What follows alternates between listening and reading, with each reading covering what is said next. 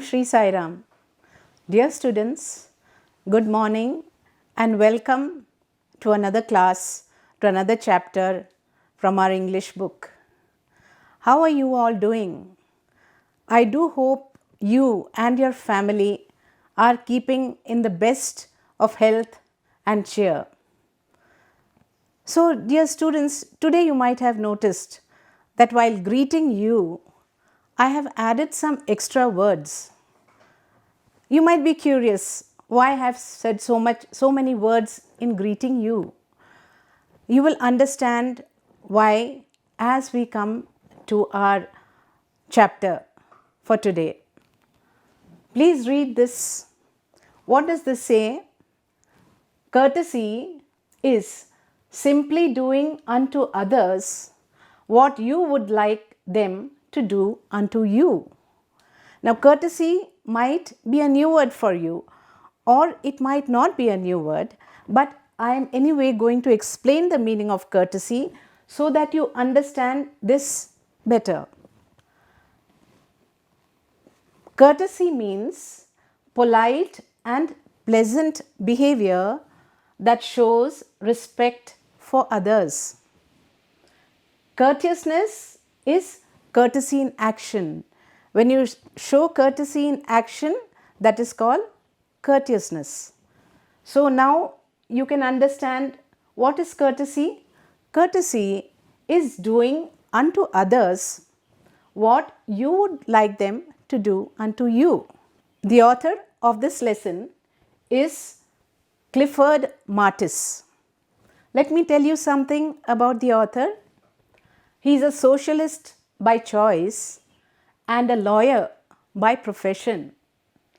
He studied in Don Bosco High School, Lonavala, Pune, which is in the state of Maharashtra, in the year 1969. He lives in Mumbai. His hometown is Mahim in Maharashtra. He works with an organization called Every Child, Our Child. Why does he work for this? To bring happiness on every child's face. He is an RTI activist. What does RTI stand for?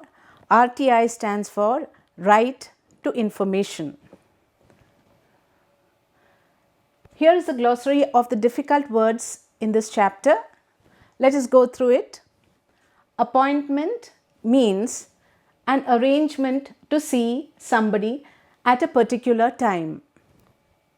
Erstwhile means previously or in the past. Flatter means to praise someone insincerely for personal gain. Compare means to make a study of differences and similarities between two or more things or people.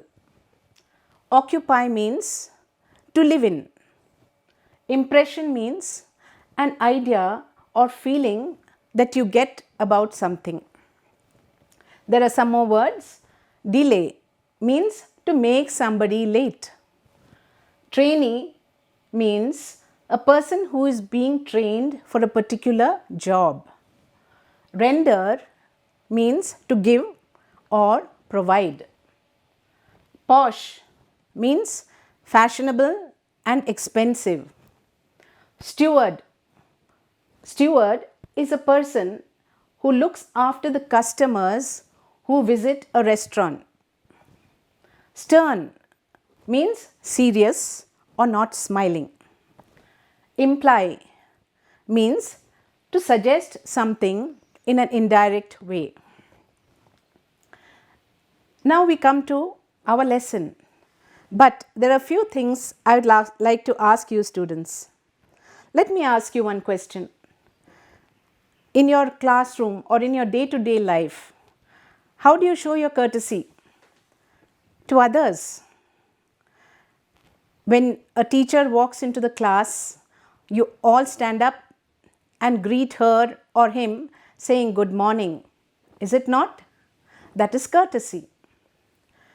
When the teacher starts explaining the lesson, you all sit silently and listen attentively. Is this not so? That is courtesy. When you're sitting and doing some classwork, you need a rubber. So what do? You ask your neighbor, may I borrow your rubber? And then what do? You use the rubber and then you return it back to your classmate saying, thank you so much. Sometimes you may be playing in the playground and you see someone slip and fall. It looks funny and you feel like laughing. But what do? You go to the friend or your classmate and help him to get up and give whatever necessary assistance. Is it not? You are doing all these actions on a day-to-day basis. That is very good because they are all expressions of politeness, respect, courtesy towards others. But there are also sometimes you might behave rudely with your parents or with your friends or with your brothers and sisters, and then you feel bad about it. Later on you think, oh, I could have spoken in a better way. I could have behaved in a better way. Is it not? This happens to all of us. So, what do we need to do? We need to improve our actions and speech and behavior. We have made a mistake earlier. We should make sure that the next time we don't repeat a mistake. So today's lesson, this is what the author speaks about. He tells us, whatever we do, this is the name of the chapter. Whatever we do. In the first sentence itself, he says, whatever we do, let's try to do it better. Our actions, our words, whatever it is, let us try to do it better. Success, they say, is a journey and not a destination. We can say progress also is a journey and not a destination. Therefore, we need not feel complacent. Complacent means we need not be satisfied that we are doing fine. We must constantly be on the lookout for better performance. Now, I will give you an example of what the author is saying. You are not very good at maths as a subject, and mostly you scored 50% marks. You are not satisfied with these marks and you want to improve. So what do? You go to your maths teacher and tell him, sir, please teach me these. Give me extra time. I want to learn better. I want to do better in the subject. So please give me extra time. You go to the teacher, or sometimes you may go to a friend who is good at maths and you ask him to help you. So one exam you were getting 50 marks. Now with some hard work, your performance improved. The next exam you got 60 marks, but still you were not satisfied. So you worked harder, you got 75 marks. Now that is success for you. Your teachers would be very happy, your parents will be very happy, but still you feel, yes, I can do better if I work a little harder. So what is the goal that you want to reach? You want to get 100% cent% marks in maths.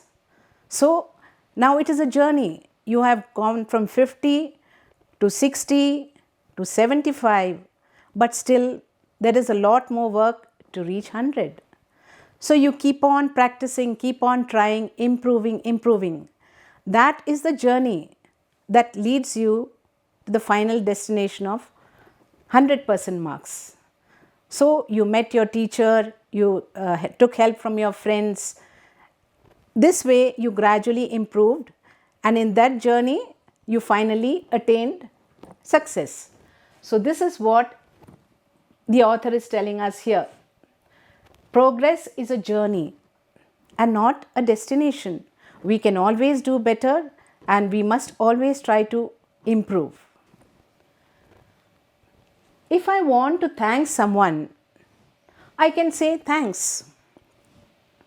But suppose I say thanks a lot, wouldn't it be better?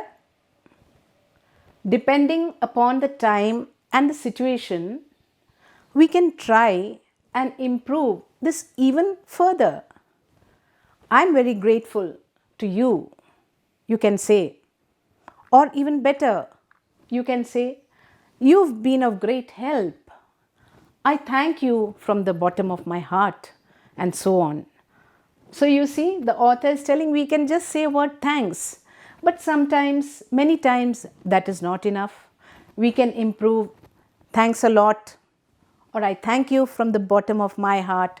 These words make the other person feel better. This is a simple case of expressing gratitude. By saying thank you, it is a simple case of expressing gratitude. This is what we normally do. When somebody helps us, we say thank you. But when we think a little more, we can learn to do or say things in a better way by giving some thought to our action or speech. So here the author says that just saying thanks is not enough. Sometimes we have to follow it with action also. I had an appointment with a person who was senior to me in our erstwhile company. So now the author is going on to describe a situation in his life. He had gone to meet a person who was senior to him. He was working in a company previously, and one day he went to meet this person. I was a bit late and trying to make amends. He was a little late in reaching, and he was thinking, oh, how shall I now, what shall I tell him? I feel so bad about being late. I said, I'm sorry I made you wait. So what did his friend say? What did that colleague say? He said, oh, it's okay, and added, it is a pleasure waiting for you. I felt flattered. So the friend was not upset or angry. Even if he was upset or angry, he did not show it. He just said, oh, I was happy, I was looking forward to seeing you because it is a pleasure waiting. So it was a pleasure waiting for you. I felt flattered, very pleased. One might argue that the other person might have said it without thinking. The other person might have just said it without thinking. Even then, I would say that I like to hear such statements, unless of course they were said sarcastically. If this person made that statement in a genuine way, in a sincere way, then it is a very nice way of saying. Now I will give you an example. Suppose you are going to meet your friend and you tell him that I will reach your house at 3 o'clock. What happens in the meantime? Your mother tells you, son, please go to the shop and get some sugar.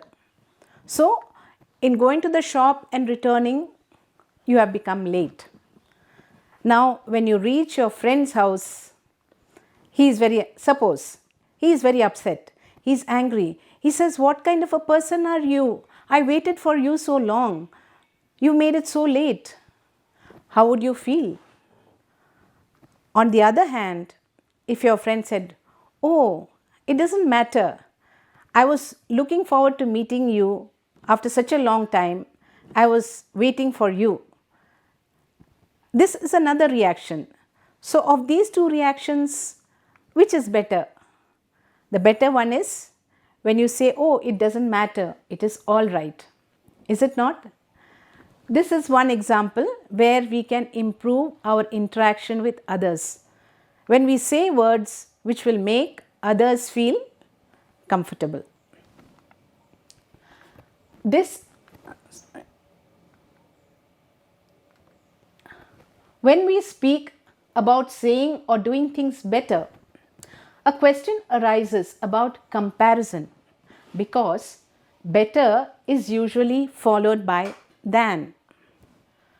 Wise people say that we should compare ourselves with our own selves. I should compare my performance of last year and see whether I am doing better or not now. So, what does the author mean when he speaks this? When we say better, what do we mean? What comes after the word better? Better than somebody. I am better than somebody. I am better at games than so and so. I am better at studies than. So the word better is always used with the word than, is it not? But here, what the author is telling us is that we should not compare with somebody else. I am doing better now than I did last year. I did my exam better this time than I did the last time. So this way we will improve our performance because we have to compare ourselves not with anybody else but with our own performance. One of the ways in which we can do better is by adding words to our actions and also adding actions to our words. Sometimes it is simply not enough to say a word. You have to show some action for it also. Or sometimes action is not enough. There has to be use of some words. This is the way we can improve our interactions or our communication. Let me tell you about an incident.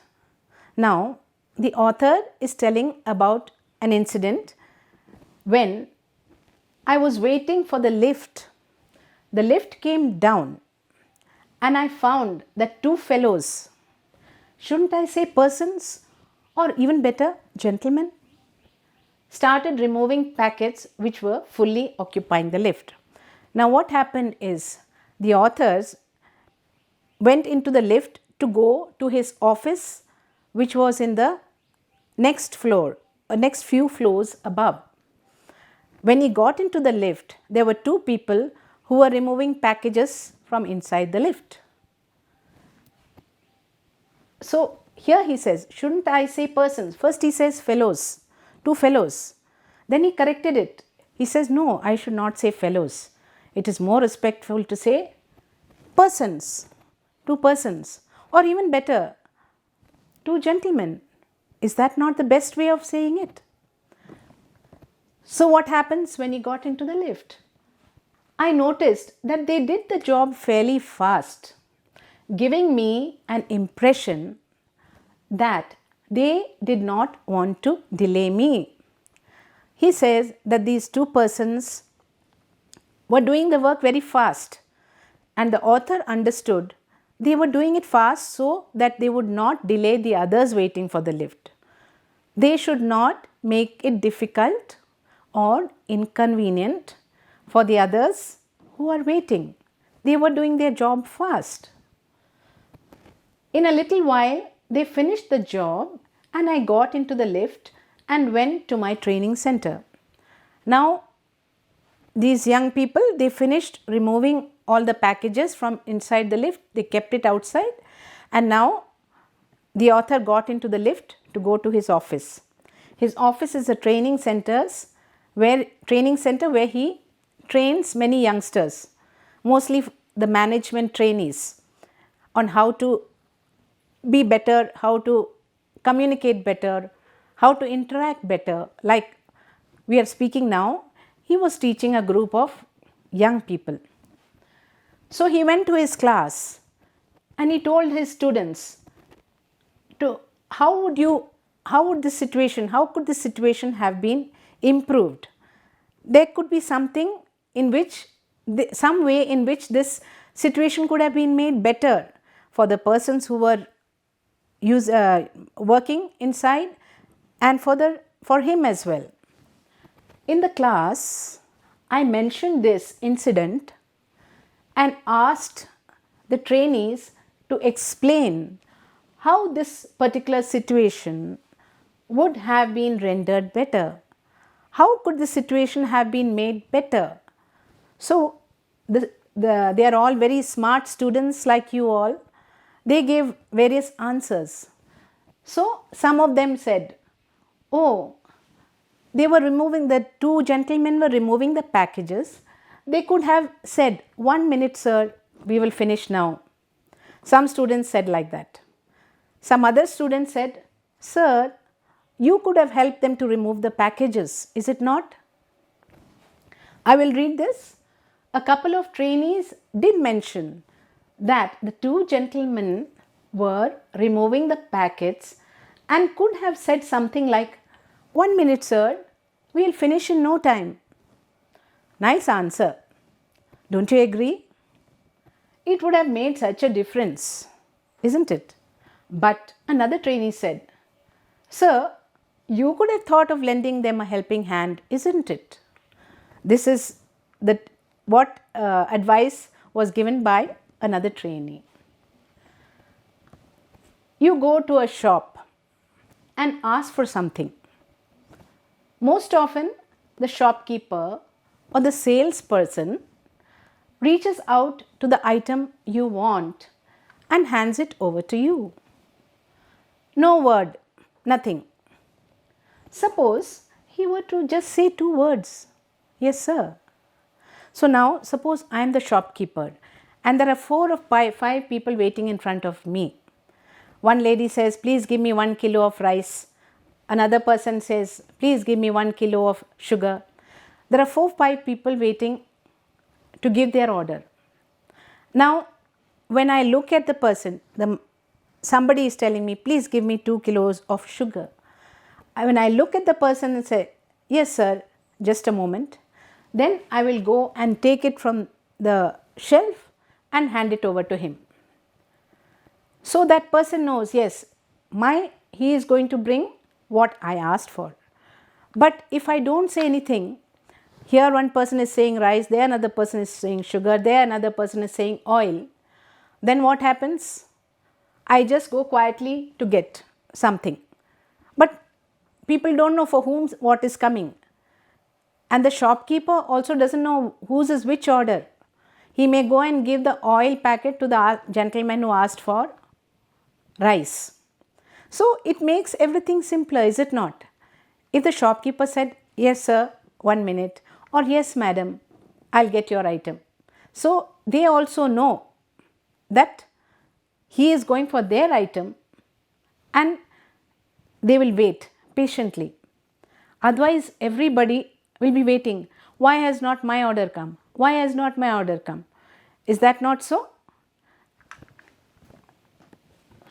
In posh restaurants, the waiters or stewards do say, good morning or some such thing and then ask for your order. The author is saying sometimes you go to very posh, that is expensive restaurant, you sit down there, the steward will come and say, good morning sir, what is your order? But have you noticed how the waiters behave in most of our restaurants in spite of the fact that the food and ambience are good? So what the author is saying is, this is not the case with all restaurants.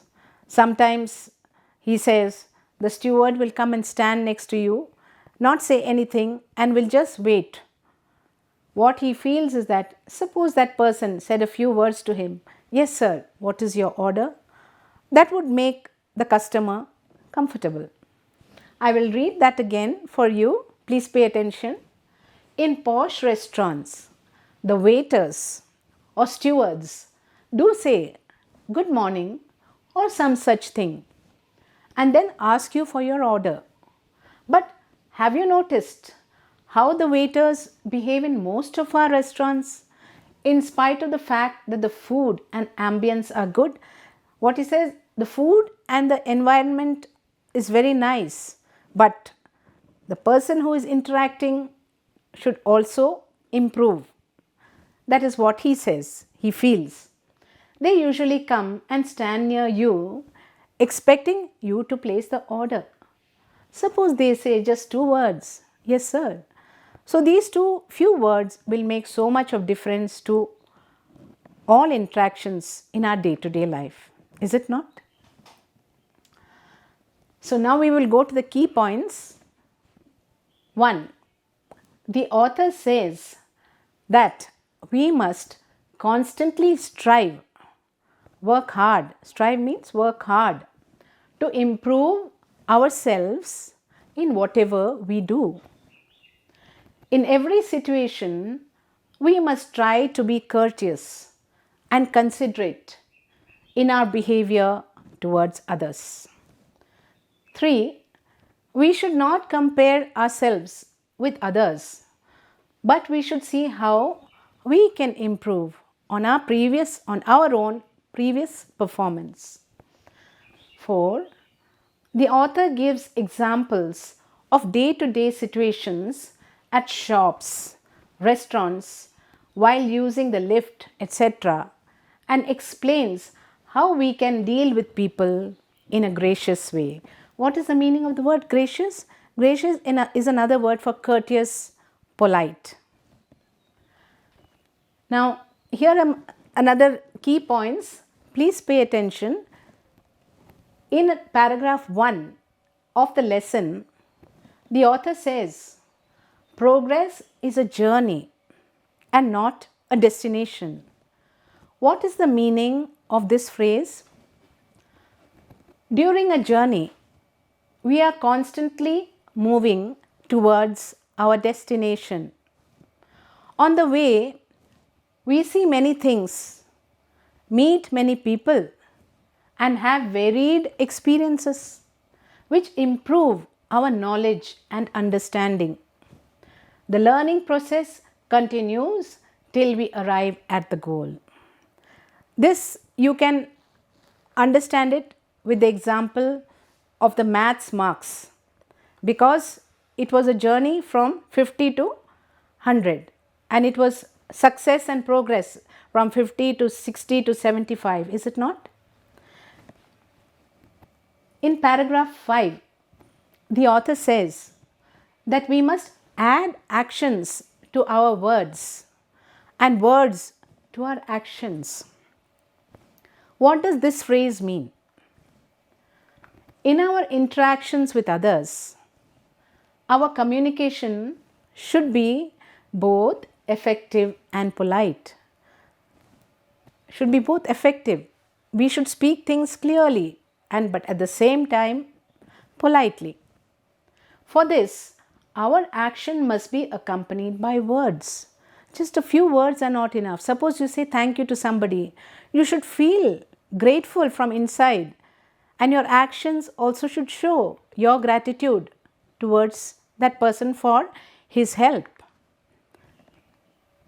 The author gives the example of the shopkeeper.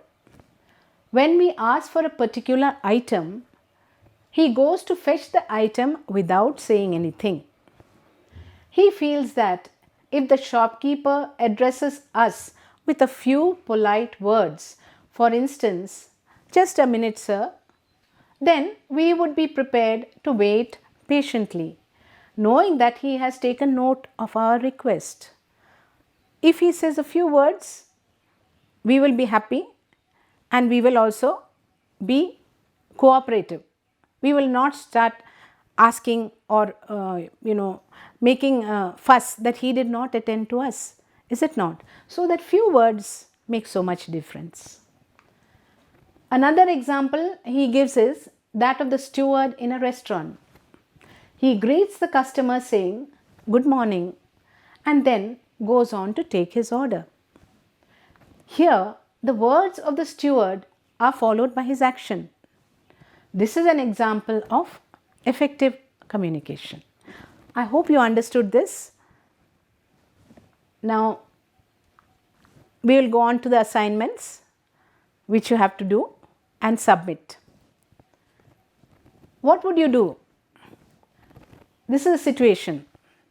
You are on your way to school. Your bag develops a tear. It gets torn, your bag gets torn, and your books lie scattered on the roadside. All your books fall out from the bag and they are lying on the roadside. A stranger comes to help you pick up the books and put them back into your bag. You are ready to leave for school now. So, what would you do? You would glance at your watch and tell the stranger, I will be late for school. Goodbye, sir. Or would you fold your palms together and tell the stranger, I am very grateful for your help, sir. Or would you say, thank you, sir, and hurry away? Select one of these. What would you do? You have borrowed a book from your friend. While you were using it, many pages got torn. The book got damaged. What would you do? You would keep the book with you and return it only when your friend asked for it. One. Second, you would return the book to him saying, thank you so much for lending me your book. Or would you purchase a new book and give it to him? Third, it is raining heavily. Your friend comes to your house asking to borrow your umbrella. What would you do? You would say, I'm sorry, I have to study now, and close the door. Or would you keep him waiting outside while you went in to fetch the umbrella? Or invite him inside, give him a seat and say, just a minute, I will get an umbrella for you.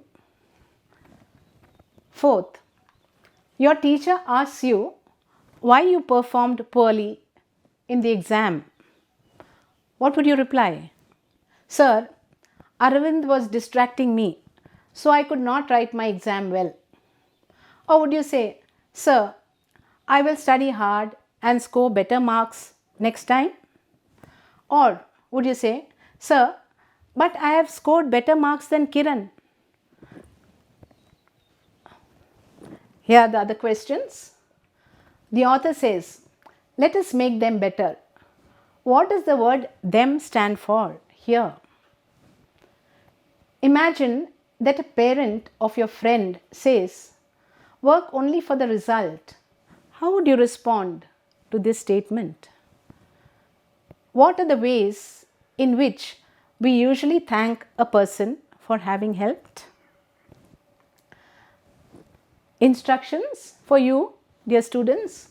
In your textbook, you will find questions and exercises at the end of each section and at the end of the lesson.